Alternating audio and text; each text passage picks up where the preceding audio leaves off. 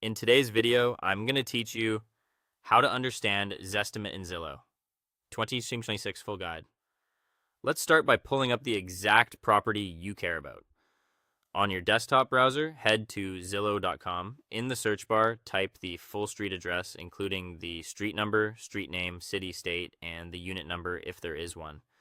As results appear, choose the one that precisely matches your address. Once the property page opens, glance at the map and make sure the pin lands exactly on your home's location. This quick check helps confirm you're reviewing the right property, especially if nearby addresses look similar or if there are multiple units. Now that you're on the correct page, look near the top where you'll usually see price history, tax information, and importantly, the Zestimate. The Zestimate is Zillow's automated estimate of your home's market value. Right next to it, you'll typically see an estimated sale range showing a low and a high number. Think of that range as a statistical window of likely value based on comparable local sales.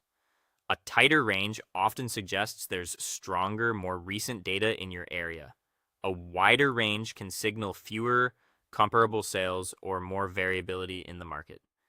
Understanding how Zillow arrives at this number helps set expectations.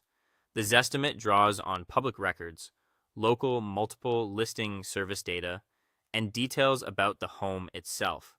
Things like beds, baths, square footage, and lot size, along with current neighborhood market trends. It's built to be a fast benchmark you can reference, not a professional appraisal.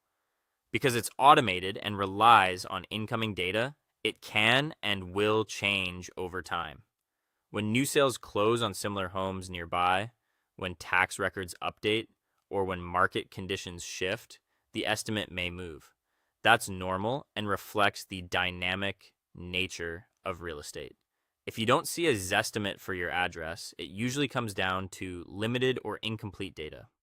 Some properties, like very unique homes, rural properties, or newly built homes, may not have enough comparable sales yet.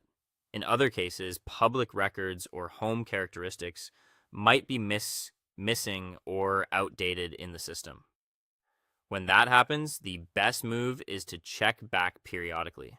As more local sales are recorded and data sources refresh, the algorithm may be able to generate an estimate. And that is all for today. Finding your home's Zestimate is a straightforward way to track your property's market position from your desktop. Thank you so much for watching, and I'll see you in the next one.